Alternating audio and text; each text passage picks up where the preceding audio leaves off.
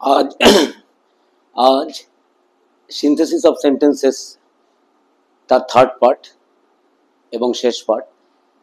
আজকে আমি simple to simple কিভাবে জয়েন করতে হয়, আগের দিন আমি বলেছিলাম যে 6 রকমভাবে জয়েন করা যায়, যুক্ত করা যায়।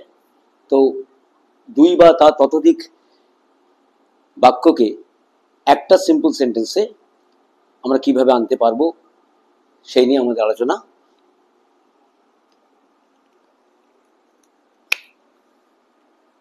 Simple to simple, simple sentence to simple.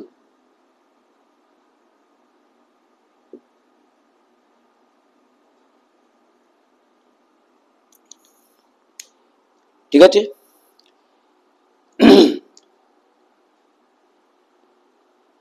প্রথম হচ্ছে by using participle.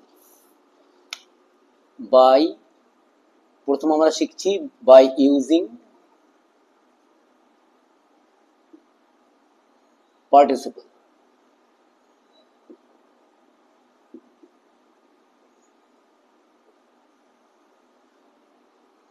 First of all, we have to have a clear idea about participle. Participle ক ধরনের হয়? Participle মূলত তিন ধরনের। Participle are of three types. একটা প্রেজেন্ট পার্টিসিপল, প্রেজেন্ট, একটা পাস্ট এবং আরেকটি হচ্ছে পারফেক্ট পার্টিসিপল।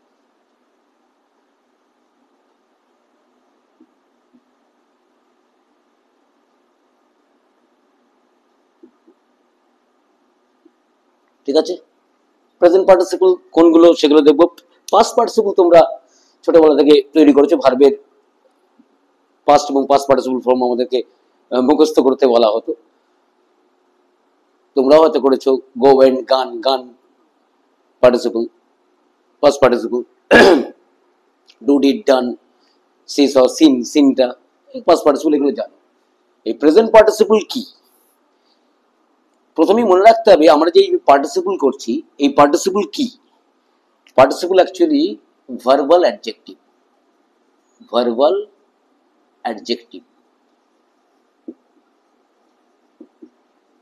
কেন না, এখানে ভার্বের সঙ্গে কোথাও আইএনজি যোগ করে বা ইডি ইএন যোগ করে আমরা যে পার্টিসিপল পাচ্ছি তা সেটা কিন্তু অ্যাকচুয়ালি একটা adjective form, and it denotes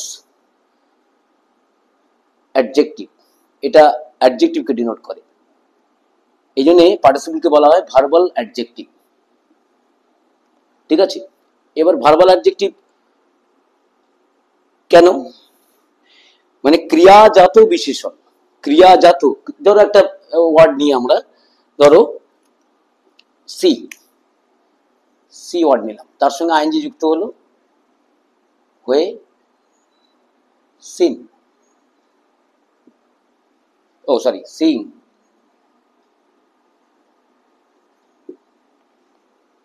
ঠিক আছে, ক্রিয়াজাত বিশেষণ, ক্রিয়া থেকে বিশেষণ তৈরি হচ্ছে, সিং। ঠিক আছে, এভাবে যখন আমরা সিন লিখি, C, saw, scene, past participle, ওটাও কিন্তু ভার্বাল অ্যাডজেক্টিভ। আবার পারফেক্ট পার্টিসিপল যদি এটাই করি, পারফেক্ট পার্টিসিপল কোনগুলো? যেগুলো পারফেক্ট টেন্স থেকে, পারফেক্ট টেন্স যখন আমরা লিখছি তখন তো সমাপিকা ক্রিয়ায় ফাইনাইট ভার্ব, সেই ফাইনাইট ভার্বটাকে যখন ইনফাইনাইট ভার্ব করছি তখন পার্টিসিপল তৈরি হচ্ছে। কিভাবে? যেমন ধরো বললাম হ্যাভিং গান বা হ্যাভিং সিন। হ্যাভিং সিন, এ দেখো এই হ্যাভ, হ্যাজ বা হ্যাড এর আইএনজি ফর্ম এলো। ঠিক আছে, এটাকে পারফেক্ট পার্টিসিপল বলা হয়। এই তিন রকম পার্টিসিপল দিয়ে যুক্ত করা যায় দুটো বা তিনটে সিম্পল সেন্টেন্স। সিম্পল সেন্টেন্সে আবার জয়েন্ট হয়ে সিম্পল সেন্টেন্সই তৈরি হবে। এবার বিষয়টা হচ্ছে এই যে পারফেক্ট পার্টিসিপল বা প্রেজেন্ট পার্টিসিপল বা পাস্ট পার্টিসিপল, অ্যাকচুয়ালি এগুলো যদি দুটো ঘটনার উল্লেখ করি আমরা, তো দুটো ঘটনার অপেক্ষাকৃত পূর্ববর্তী যে ঘটনাটা, সেই পূর্ববর্তী ঘটনাটাকে ডিনোট করে, এটা চিহ্নিত করে বা নির্দেশ করে পূর্ববর্তী ঘটনার ক্ষেত্রে। কারণ যখনই আমরা সেটাকে প্রেজেন্ট পার্টিসিপল বা পাস্ট পার্টিসিপল বা পারফেক্ট পার্টিসিপলে করছি, তখন সেটা সবসময় যে পূর্ববর্তী ঘটনা তার যে সমাপিকা ক্রিয়া, সেই সমাপিকা ক্রিয়াটাকে আমরা পার্টিসিপলে নিয়ে আসবো। ঠিক আছে? এবং এটা আগের ঘটনা যেটা ঘটছে সেই ঘটনার যে সেন্টেন্সটা, এবং সেই সেন্টেন্সের মধ্যে যে ফাইনাইট ভার্বটা আছে, সেই ফাইনাইট ভার্বটাকে ইনফাইনাইট ভার্ব করব, পার্টিসিপল করব। ঠিক আছে? একটা উদাহরণ নিতে পারি আমরা।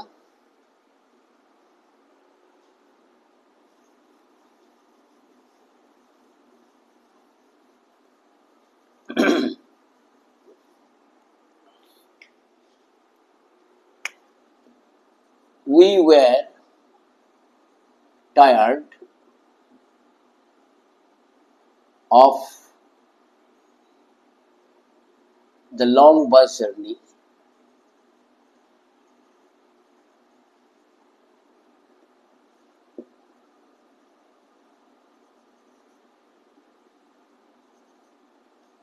We decided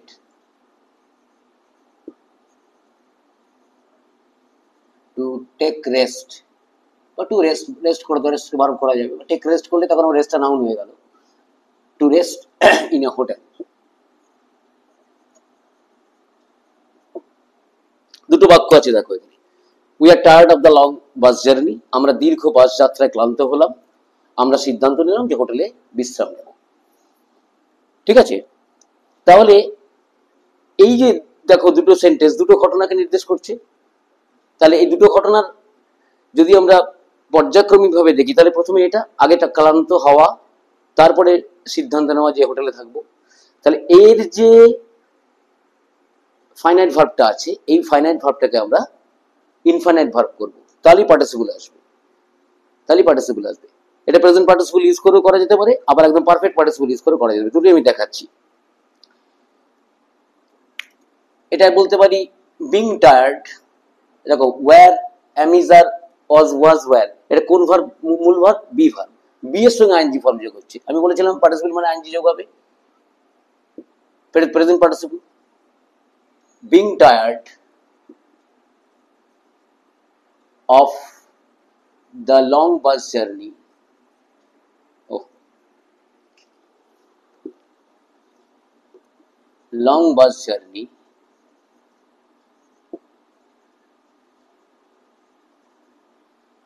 We decided to take rest, বা rest, to rest in a hotel. In a hotel. ক্লান্ত হয়ে, দীর্ঘ বাস যাত্রায় ক্লান্ত হয়ে আমরা স্থির করলাম হোটেলে বিশ্রাম নেব। ক্লান্ত হয়ে, দেখো হয়ে অসমাপিকা ক্রিয়া। ঠিক আছে? এইটার জায়গায় শুধু তুমি টায়ার্ড ইউজ করতে পারছো। বিং টায়ার্ডের জায়গায় আমরা শুধু টায়ার্ড ইউজ করতে পারি, তাহলে পারফেক্ট পার্টিসিপল ইউজ হচ্ছে। এখানে আমরা শুধু টায়ার্ড বলতে পারি। Tired of the long bus journey we decided to take rest, এটাও কিন্তু অসমাপিকা ক্রিয়া, ইনফাইনাইট ভার্ব। সবসময় খেয়াল রাখবে যে আমি যে পার্টিসিপল বলছি, এরপর ইনফিনিটিভ বলবো, জিরান বলবো, সব কিন্তু অসমাপিকা ক্রিয়া, ইনফাইনাইট ভার্ব। খেয়াল রাখবে এটা। এটা কিন্তু টায়ার্ড মানে কিন্তু এটা কিন্তু সমাপিকা ক্রিয়া নয়। ঠিক আছে? টায়ার্ড হচ্ছে বিং টায়ার্ড, ক্লান্ত হয়ে। Tired of the long journey, bus journey we decided two, বা বিং টায়ার্ড, দুভাবেই লেখা যেতে পারে। ঠিক আছে? তাহলে পার্টিসিপলের ইউজটা বোঝা গেল। এরপরে আমরা চলে যাব জিরান্ড ইউজ কর, জিরান্ডে, by using জিরান্ড।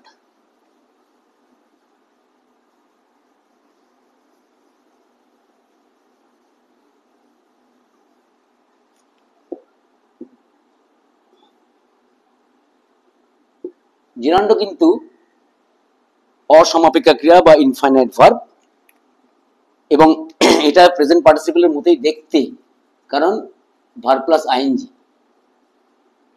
জিরান, by using gerund, অথবা জিরানকে বলা যেতে পারে prepositions with noun.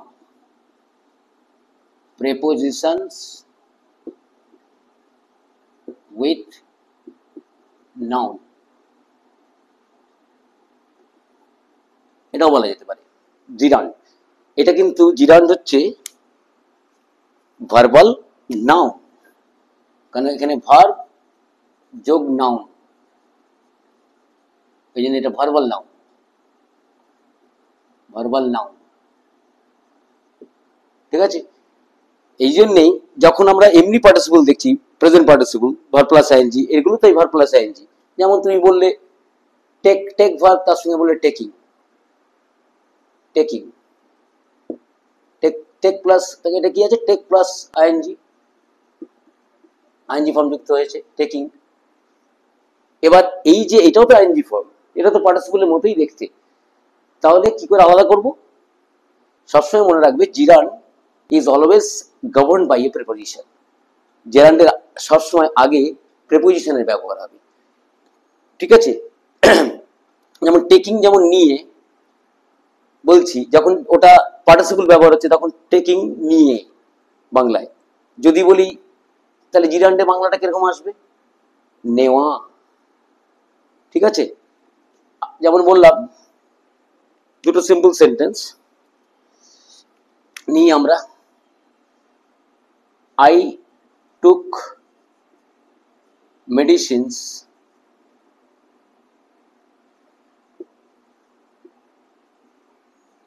regularly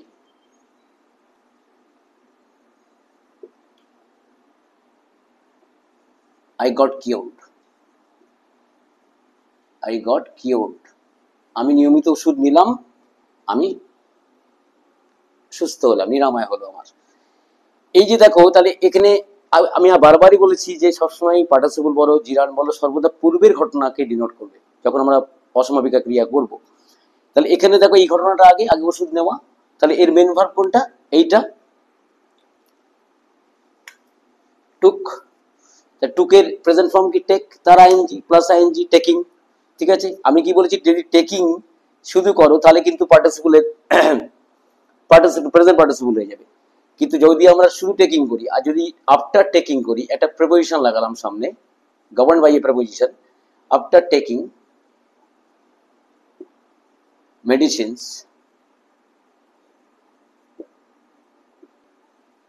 regularly I got cured, ঠিক আছে, I got cured। এই দেখো আফটার টেকিং, নেওয়ার পর, ওষুধ নিয়মিত নেওয়ার পর, নেওয়া, আর ওখানে নিয়ে। পার্টিসিপলের বাংলা যদি করো, বাংলা থেকে মাতৃভাষাকে তো আসতেই হবে, মাতৃভাষা দিয়ে চিনবে যে কোনো জিনিসকে, তাহলে কোনোদিন ভুলবে না, এটুকু মনে রাখবে। সবসময় আমি চেষ্টা করবো আমার মাতৃভাষাতে আমি কিভাবে সাজাবো বাক্যটাকে, কারণ সেটা আমি সহজে পারবো, কারণ সেই ভাষাটার সঙ্গে আমার অনেক বেশি একটা নিবিড় সম্পর্ক আছে। যদিও আজকে বাঙালি বাংলা ভুলতে বসেছে প্রায়, কিন্তু মনে রাখবে যে বাংলাটাকে আমি, আমার তার একটা নিবিড় সম্পর্ক আমাদের আছে, মাতৃভাষা। পরে আমি চেষ্টা করব বোঝাতে, যখন যেমন টেকিং বলছি নিয়ে, যে আফটার টেকিং বলছি নেওয়ার পর, ঠিক আছে, তাহলে এটা জিরান্ডের ইউজ হলো, ঠিক আছে।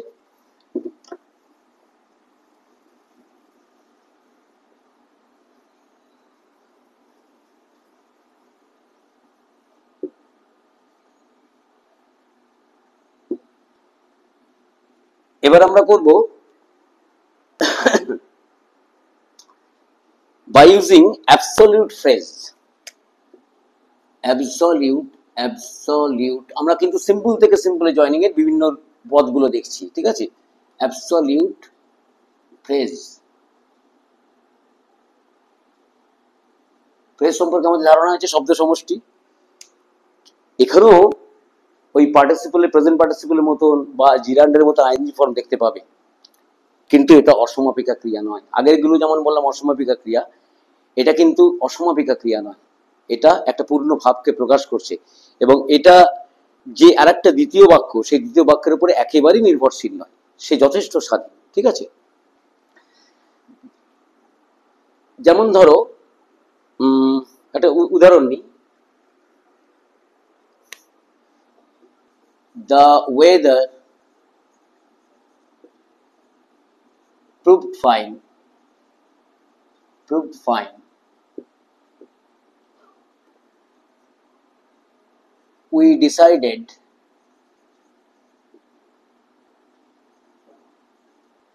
to continue our journey. এটাও দেখো সেই একই জিনিস। পূর্বের ঘটনা কোনটা? এটা। আবহাওয়া ভালো প্রমাণিত হওয়ায় বা আবহাওয়া ভালো হওয়ায় আমরা স্থির করলাম যে আমাদের যাত্রা আমরা বজায় রাখবো, চালিয়ে যাব। তাহলে এখানে যে প্রথম বাক্যটা, সেই প্রথম বাক্যটা সমাপিকা ক্রিয়া কোনটা? প্রুভড। ঠিক আছে, তাহলে এটাকে যখন আমরা আইএনজি ফর্ম করব, দ্য ওয়েদার প্রুভিং ফাইন, এটা কিন্তু কখনোই এই বাক্যের উপর নির্ভরশীল নয়, বারবার করে বলে দিচ্ছি। এ নিজে স্বতন্ত্র এবং নিজে পূর্ণ অর্থ প্রকাশ করে। অর্থাৎ আবহাওয়া ভালো হওয়ায়, আবহাওয়া ভালো প্রমাণিত হওয়ায়, আবহাওয়া ভালো হওয়ায়, হয়ে নয় কিন্তু, হয়ে হলেই নির্ভরশীল হয়ে যেত দ্বিতীয় বাক্যের উপরে, হওয়ায় আমরা স্থির করলাম, উই ডিসাইডেড টু কন্টিনিউ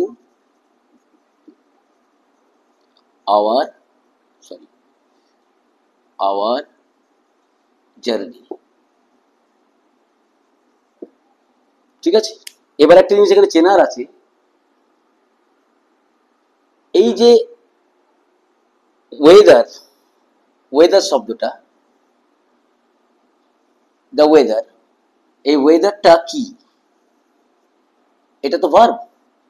তাহলে এই ভার্বের সঙ্গে তাহলে যুক্ত সাবজেক্ট, ঠিক আছে, কারণ এইটা ডিনোট করছে, এই সাবজেক্টকে, দ্য ওয়েদারকে ডিনোট করছে, কর্তাকে ডিনোট করছে। তাহলে এটাকে আমরা কি বলবো? এটাকে আমরা বলবো nominative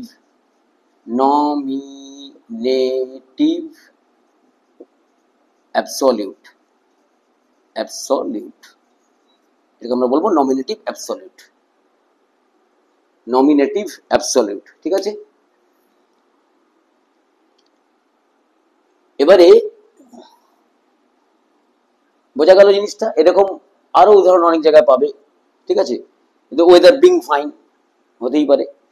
he being a teacher taught us properly.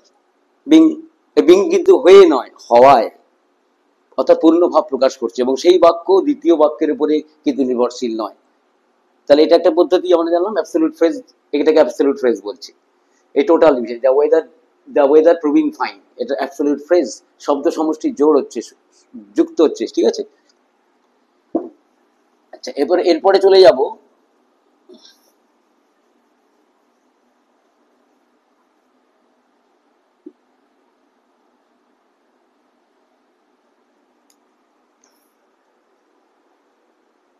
by using infinitive। Infinitive সম্পর্কে তোমাদের অনেকেরই ধারণা আছে বা কারণ নেই। What is infinitive? To plus verb. Infinitive মানেই হচ্ছে টু প্লাস ভার্বের প্রেজেন্ট ফর্ম। এটা হচ্ছে infinitive. To go, to take, etcetera etcetera. ঠিক আছে, তো এই ইনফিনিটিভ আবার দু রকমের হয়। আমি দু রকম জিনিস দিয়ে দেখাচ্ছি। একটা হয় নাউন ইনফিনিটিভ, আর একটা হয় জিরান্ডিয়াল ইনফিনিটিভ, বা যাকে কোয়ালিফাইং ইনফিনিটিভও বলা হয়। ঠিক আছে, যেমন একটা নাউন, আসলে ইনফিনিটিভ কি? ইনফিনিটিভ অ্যাকচুয়ালি ক্রিয়ামুখ, এটাও কিন্তু ভার্বাল নাউন। ইনফিনিটিভ কিন্তু ভার্বাল নাউন, এটা খেয়াল রাখবে। জিরান যেমন ভার্বাল নাউন, এটাও verbal noun. Verb plus noun, এটা ভার্বাল নাউন। ঠিক আছে, এবার কি বললাম যে ইনফিনিটিভ টু টাইপস এর, একটা হচ্ছে সিম্পল ইনফিনিটিভ,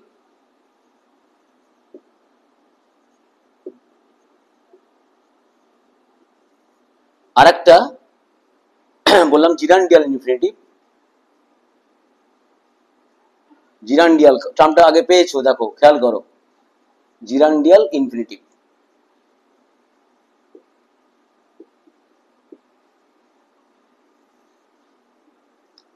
জিরান্ডিয়াল ইনফিনিটিভকে কোয়ালিফাইং ইনফিনিটিভও বলে।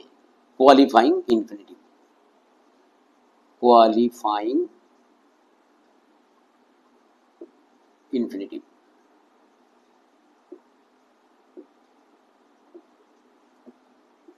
ঠিক আছে, এবার আমরা উদাহরণ নিই। যেমন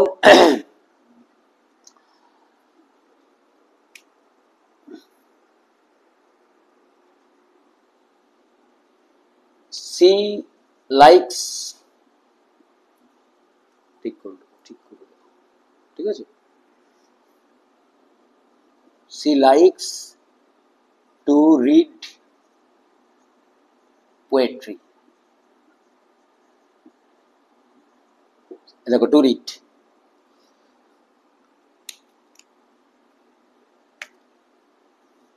ঠিক আছে, এটাকে সিম্পল ইনফিনিটিভ বলছে। কেন দেখো, এটা আসলে সি লাইকস কি, এর মধ্যে কি লুকিয়ে আছে, she likes reading of poetry, সে কবিতা পড়তে ভালোবাসে, এগুলো হচ্ছে সিম্পল ইনফিনিটিভ। এমন করে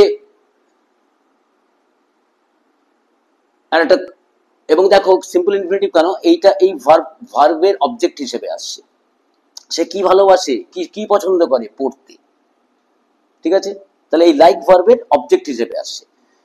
আরেকটা উদাহরণ দেখো, এবার একটা জিরান্ডিয়াল ইনফিনিটিভ বা কোয়ালিফাইং ইনফিনিটিভ, কোয়ালিফাইং মানে খেয়াল রাখো, তার মানে ওটা অ্যাডজেক্টিভ হয়ে আসবে, ঠিক আছে, অ্যাডজেক্টিভাল ফর্ম হয়ে আসবে।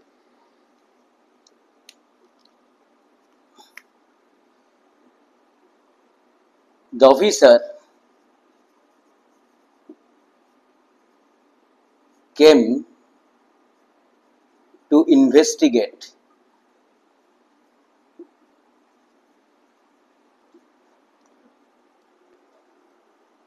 কি জুড়ে দেওয়া যার সঙ্গে,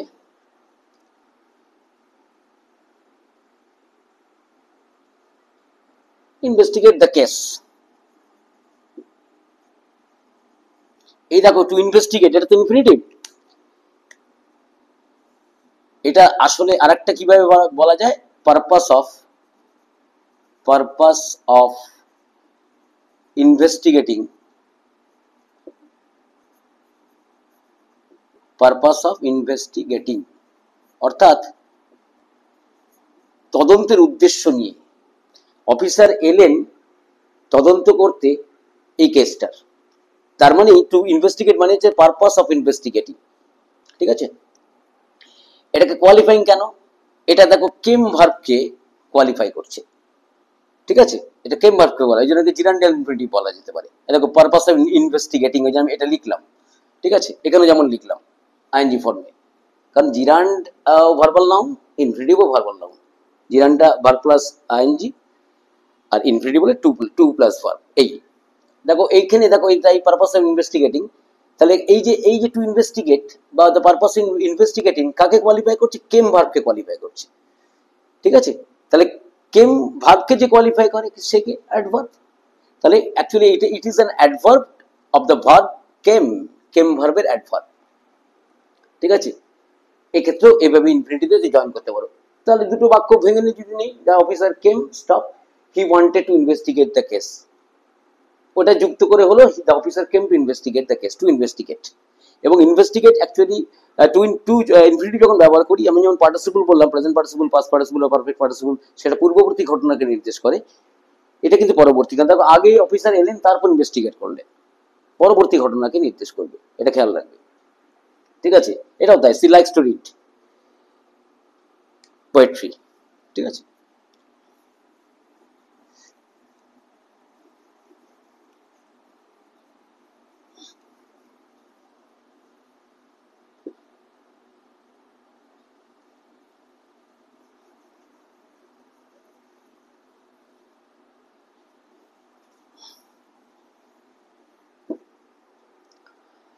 এরপরে আমরা যাব by using noun or phrases in apposition, by using noun or phrases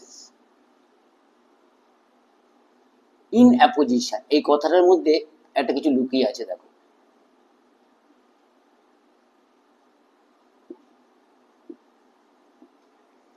noun or phrase in apposition,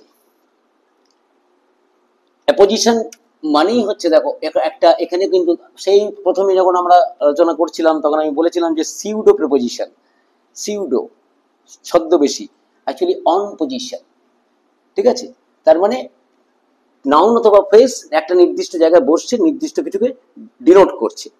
ঠিক আছে, যেমন ধরো আমি বললাম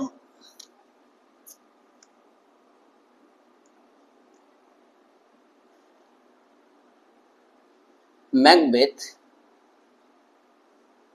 ম্যাকবেথ শেক্সপিয়ারের লেখা নাটক, is one of the greatest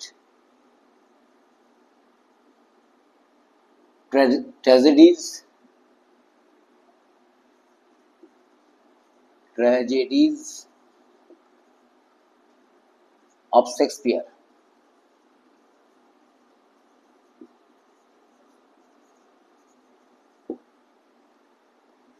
I have gone through it.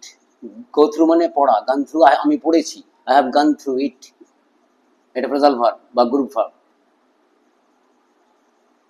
gone through it অর্থাৎ Macbeth হচ্ছে শেক্সপিয়ারের মহান সমস্ত যে বিয়োগান্তক নাটকগুলো আছে তার মধ্যে একটা, এবং এটা আমি পড়েছি।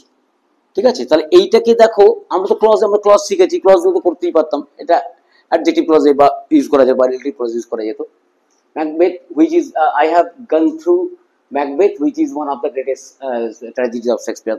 কিন্তু এটা যদি আমরা সিম্পলে করবো, এটাকে ইন অ্যাপোজিশন বললাম, নাউন আর ফ্রেজ ইন অ্যাপোজিশন, এটাকে কিভাবে আমরা আনবো? ঠিক আছে, যেমন এখানে দেখো ফ্রেজ আসছে, শুধু একটা নাউন আসতে পারে, একটা নাউন হতে পারে, বা এখানে আমরা একটা নাউন ফ্রেজ পাচ্ছি, দেখো কিভাবে। ম্যাকবেথ কমা ইউজ করলাম, ওয়ান অফ দ্য,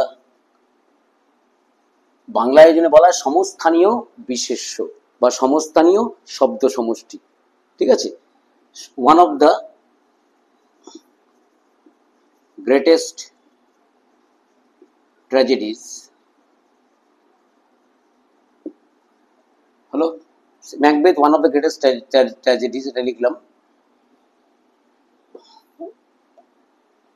এইখানে এই বাক্যটা জুড়বো আমরা। ঠিক আছে, I have gone through, এখানে আচ্ছা এখানে লিখছি I have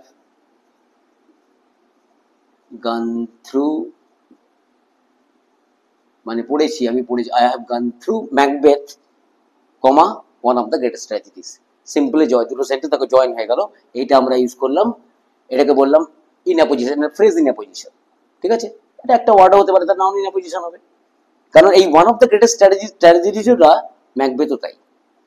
ঠিক আছে, তাহলে এই যে সমস্থানীয় বিশেষ্য, অর্থাৎ ম্যাকবেথ যা আর শেক্সপিয়ারের লেখা ওয়ান অফ দ্য গ্রেটেস্ট ট্র্যাজেডিজও তাই।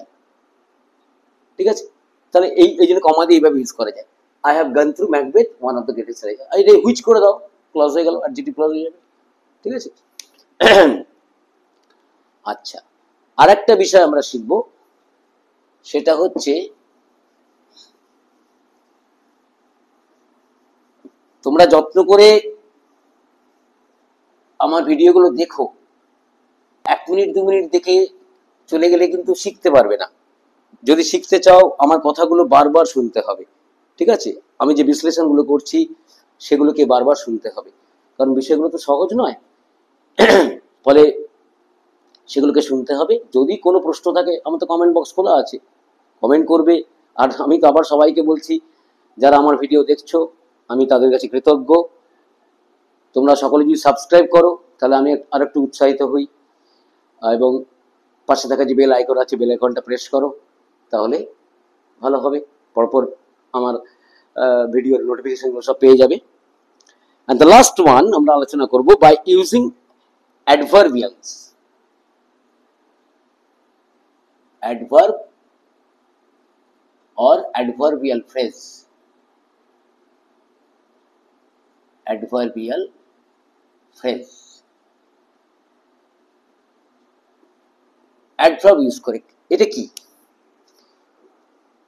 অনেক সময় আমরা দেখি বাক্যের মধ্যে একটা অ্যাডভার্ব একটা গোটা সেন্টেন্সকে সাবস্টিটিউট করে দিতে পারে, মানে একটা গোটা বাক্যের জায়গায় আমরা একটা অ্যাডভার্ব ব্যবহার করলেই একটা গোটা সেন্টেন্সের অর্থটাকে আমরা পরিষ্কার করে বলতে পারি, তাকে আমরা বলবো অ্যাডভার্ব বা অ্যাডভার্বিয়াল ফ্রেজ। ঠিক আছে, যেমন ধরো একটা উদাহরণ নিই,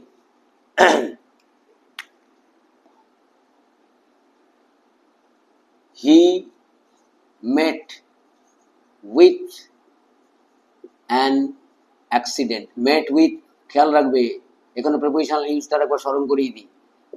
হি মেট উইথ যখন কোনো দুর্ঘটনা, বিপর্যয় ইত্যাদির সম্মুখীন হচ্ছে, তার সঙ্গে সাক্ষাৎ হচ্ছে, তখন উইথ আসবে, ব্যক্তির সঙ্গে আসলে নয়। হি মেট প্রসূন, হি মেট দীপিকা, হি মেট উইথ দীপিকা নয়। যখন কোনো দুর্ঘটনা, কোনো বিপর্যয় ইত্যাদির সঙ্গে তার কারোর দেখা হচ্ছে বা সে সাক্ষাৎ হচ্ছে, তখন কিন্তু উইথ আসে।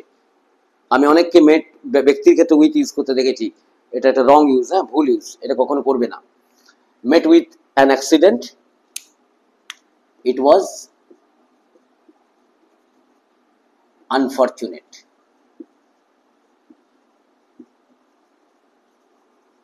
ঠিক আছে, he met with an accident, it was unfortunate. দুটো বাক্য, একটা অ্যাডভার্ব দিয়ে দুটো বাক্যকে একটা সিম্পল সেন্টেন্সে নিয়ে চলে আসবো। কিভাবে দেখো, আনফরচুনেটলি শুরুতে ইউজ করতে পারো। এই দেখো, এই যে সেন্টেন্সটা, ইট ওয়াজ আনফরচুনেট, এটা একটা অ্যাডভার্ব ইউজ করলেই হয়ে যাবে, আনফরচুনেটলি। এটা তুমি বাক্যের শুরুতেও দিতে পারো, শেষে দিতে পারো, যেখানে খুশি। Unfortunately, unfortunately he met with an accident. ঠিক আছে, দেখো তাহলে একটা অ্যাডভার্ব একটা গোটা সেন্টেন্সের সাবস্টিটিউট হিসেবে চলে এলো, বিকল্প হিসেবে চলে এলো, এবং দেখো একটা সিম্পল সেন্টেন্সে জয়েন হয়ে গেল, দুটো সিম্পল সেন্টেন্স একটা সিম্পল সেন্টেন্সে চলে এলো। বোঝা গেল? আজকের পাঠ এই পর্যন্তই। এবারে আমি একটু ভিন্ন স্বাদে যাব, ইচ্ছে আছে। তাহলে আজকের মতো এখানে শেষ করছি। গুড বাই, সকলে ভালো থাকো।